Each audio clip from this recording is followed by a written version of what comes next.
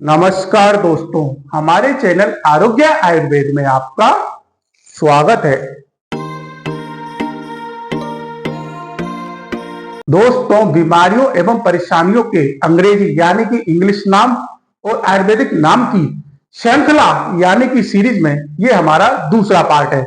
अगर आपने अभी तक हमारा पहला पार्ट नहीं देखा है तो उसका लिंक हम इस वीडियो के नीचे डाल देंगे, जिसे आप अवश्य देखिए और इस वीडियो को भी आप अंत तक अवश्य देखिए। तो दोस्तों, हमने पहले पार्ट में आपको 20 बीमारियों के अंग्रेजी और आयुर्वेदिक नाम बताए थे, तो इस वीडियो में हम 21 नाम से आगे चालू करेंगे। तो देखिए, इसमें सबसे पहला नाम आता है यानी कि हमारा 21वां नाम आता है बवासीर। बवासीर आज के समय में एक आम परेशानी है। बवासीर को अंग्रेजी में कहते हैं पाइल्स या फिर हेमोराइड्स। वहीं आयुर्वेद में हम कहते हैं मूल व्याधि और अर्श। अब हमारा जो 22वीं बीमारी है वो है बार बार पेशाब आना। ये देखिए, जो लोग डायबिटीज से परेशान होते हैं उनको बीमारी अक्सर परेशान करती है। अब बार बार पेशाब आने को अंग्रेजी में कहते हैं अर्जेंट यूरिनेशन या फिर पॉलूरिया। वहीं आयुर्वेद में से कहते हैं बहुमूत्र। अब हमारी जो 23वीं बीमारी है वो है पेशाब का रुक जाना। अब देखिए, पेशाब का रुक जाना को जो आपके अंग्रेजी में कहते हैं वो कहते हैं ऑब्स्ट्रक्शन ऑफ यूरिन या फिर यूरिनरी रिटेंशन। वहीं आयुर्वेद में से कहते हैं मूत्राघात। अब हमारी जो 24वीं बीमारी है वो है छाल रोग।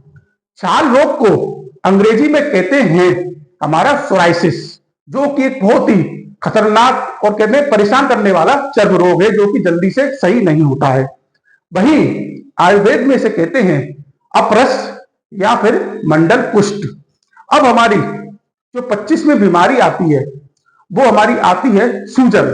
तो देखिए, सूजन एक आम परेशानी है और शरीर में हमको कहीं भी सूजन अक्सर आती रहती है। सूजन को हम अंग्रेजी में कहते हैं स्वेलिंग।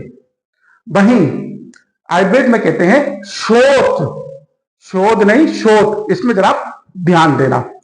अब हमारी जो 26वीं बीमारी है वो है सिर दर्द। सिर दर्द तो एक आम परेशानी है और अक्सर हम सभी से परेशान रहते हैं।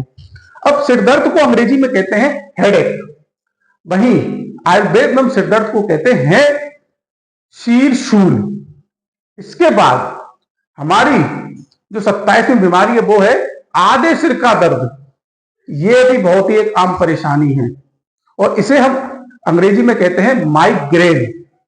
वहीं आयुर्वेद में से कहते हैं अर्ध कपारी या फिर अर्ध शीशी। इसके बाद हमारी जो 28वीं बीमारी है वो है हमारी खून की कमी। ये भी आप अक्सर देखते होंगे, खासकर महिलाओं में परेशानी काफी आम रहती है। खून में कमी को अंग्रेजी में कहते हैं एनीमिया और आयुर्वेद में कहते हैं रक्त अल्पता। इसके बाद हमारी जो 29वीं बीमारी है वो है कि फ्रेश होने में खून आना, यानी कि लेट्रिन में खून आना। अब इसे हम अंग्रेजी में कहते हैं डिसेंट्री। वहीं हम इसे आयुर्वेद में कहते हैं रक्त अतिसार या फिर प्रवाहिका। 30वीं बीमारी है कमजोरी। अक्सर हम ये शब्द इस्तेमाल करते हैं बहुत ही कमजोर हो गए हो या बहुत ही कमजोर हो गए हैं। अब इसे अंग्रेजी में कहते हैं वीकनेस। वहीं आयुर्वेद में से कहते हैं दुर्बलता। अब हमारी जो 31वीं बीमारी है वो है हैजा। तो देखिए, हैजा एक बहुत ही खतरनाक बीमारी है। अब हैजा को हम अंग्रेजी में कहते हैं कोलरा और वहीं हम इसे आयुर्वेद में कहते हैं विसूचिका। अब हमारी जो 32वीं बीमारी है वो है कब्ज। देखिए, कब्ज तो ऐसी परेशानी और बीमारी है जो कि हर घर में किसी ना किसी को रहती है और कितने प्रकार के प्रयत्न किए जाते हैं ताकि हमारा पेट साफ हो जाए। कब्ज को अंग्रेजी में कहते हैं कॉन्स्टिपेशन। वहीं आयुर्वेद में से कहते हैं कोष्ठबद्धता।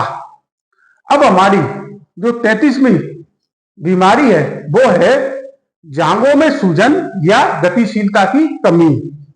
इसे हम अंग्रेजी में कहते हैं स्टिफनेस ऑफ द थाइस। वहीं हम इसे आयुर्वेद में कहते हैं उरो स्तंभ।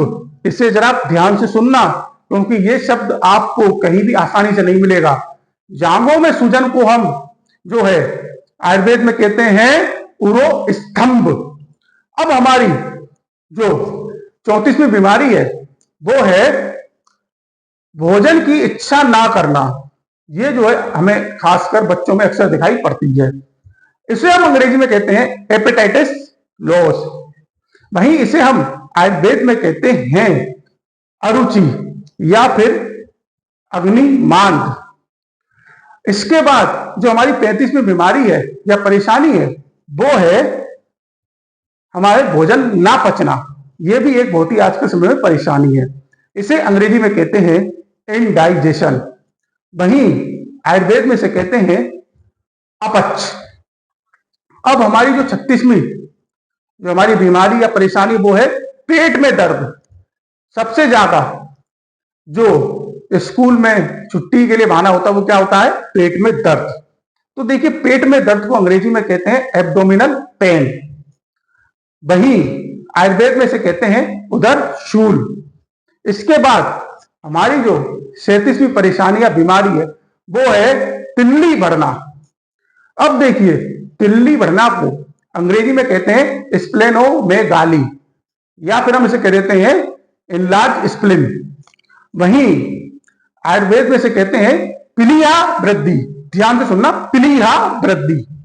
अब इसके बाद जो हमारी 38वीं बीमारी या परेशानी है वो है लीवर बढ़ना।